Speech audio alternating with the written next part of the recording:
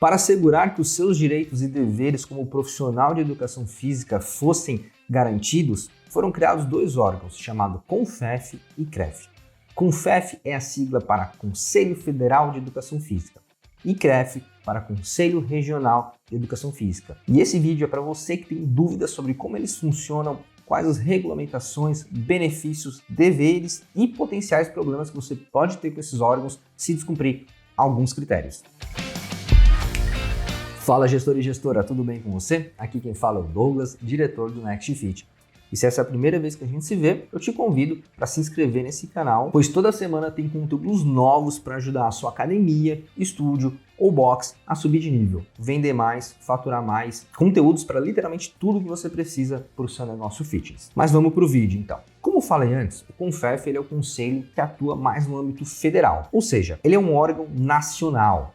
É ele que estipula as normas que os profissionais da área estarão submetidos durante sua carreira como educadores físicos. E quem afere se essas normativas estão sendo cumpridas é o CREF, que é o Conselho Regional de Educação Física e fica distribuído pelas regiões do país. Por exemplo, em Santa Catarina tem um, em São Paulo tem outro e assim por diante. Vou dar um exemplo agora para ficar mais clara a atribuição do CONFEF. Ele foi responsável por estipular que todo profissional de educação física precisa ter um curso de educação física validado pelo MEC, reconhecido pelo MEC. Então isso vem do órgão principal, o órgão pai ou mãe, digamos assim, que é o CONFEF.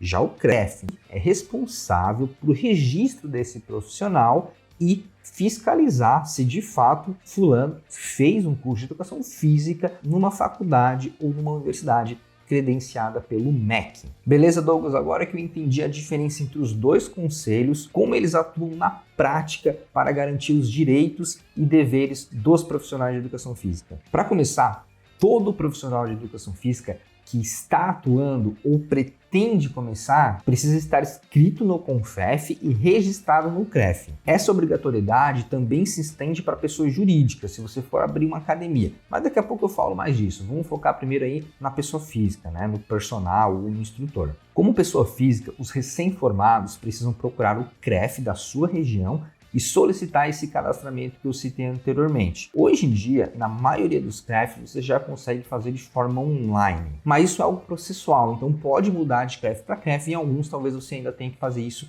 de forma manual, no órgão físico, indo até essa secretaria. O mesmo vale para os profissionais que querem atualizar, que querem renovar seus registros. Afinal, o CREF ele não é definitivo. Para você manter o seu registro ativo e ter a permissiva para exercer a função, você precisa renovar anualmente. O mesmo vale para os profissionais que desejam atualizar, que desejam renovar os seus registros, pois é necessário fazê-lo anualmente para ter permissiva de continuar atuando na área. Quando o profissional de educação física para de atuar, ele pode solicitar uma baixa no seu registro e ficar sem pagar a anuidade. E quando eventualmente ele decidir voltar a trabalhar com isso, voltar a exercer a profissão, ele pode simplesmente ir lá e pedir para ativar novamente seu CREF e pagar a anuidade. Para quem vai dar entrada a primeira vez na solicitação, são pedidos alguns documentos básicos, como comprovante de residência, identidade e, obviamente, o seu diploma de uma instituição certificada pelo MEC. Mas, além disso, são cobradas as taxas de inscrição, que hoje, início de 2023, está ali na casa dos R$100 mais ou menos, e também já te é exigido que pague a primeira anuidade. Em 2022, o custo estava fixado em R$603 e provavelmente vai se manter esse ano, talvez somente com uma correção aí da inflação durante o ano. Então, para quem vai dar entrada a primeira vez, tem que pagar essa taxa de inscrição, que custa uns R$100, e mais a primeira anuidade de R$610. Se você está só renovando, somente paga a anuidade, que está na casa dos R$603. Dessa forma, você já está habilitado para exercer a sua profissão. Vamos falar um pouco agora, então, da pessoa jurídica. Existe também uma regulamentação para ela. Todos os estabelecimentos que oferecem serviços de atividade física, então nós estamos falando aqui de academia, estúdio, box e etc., tem também que ter registro no CREF. E, além disso, precisa ter um responsável técnico assinando e se responsabilizando pelas atividades que estão sendo feitas no estabelecimento. Essa pessoa também vai ficar responsável pelas questões de ética no exercício do treinamento, da orientação na atividade física e também vai ficar responsável aí garantindo que esteja tudo na normalidade, os equipamentos, etc., essa pessoa que vai ser responsabilizada se der qualquer problema, qualquer acidente, etc. Esse é o fato. Então, se alguém estiver abrindo uma academia e bater na tua porta querendo te pagar um valor para você ser o responsável técnico, pense muito bem, porque se der problema é o teu que está na reta. Você pode até mesmo perder o seu CREF em algumas ocasiões. Geralmente, o responsável técnico é o próprio dono da academia, né? Então, você foi lá, se formou, abriu sua academia, você faz essa filiação no CREF como pessoa jurídica e consegue essa RT para ser o responsável técnico da sua própria academia. Na maior parte dos casos, é assim que funciona. Além disso, é obrigatória a presença de pelo menos um profissional de educação física durante a prática da atividade física nesses ambientes. Ou seja, durante o funcionamento da sua academia, você não pode ter somente estagiários. Eu já vi muita gente sendo multada por causa disso e até mesmo tendo seu estabelecimento fechado por alguns dias, porque o fiscal chegava lá e tinha 3, 4 estagiários, mas não tinha nenhum profissional graduado atuando ali no pátio da musculação. Então, fique atento com isso, você pode até ter o seu estabelecimento fechado por alguns dias se for reincidente ou se o fiscal não gostar muito de você, tá? Ele pode fazer isso sim. Importante que sempre tenha um educador físico graduado, formado naquele horário da atividade.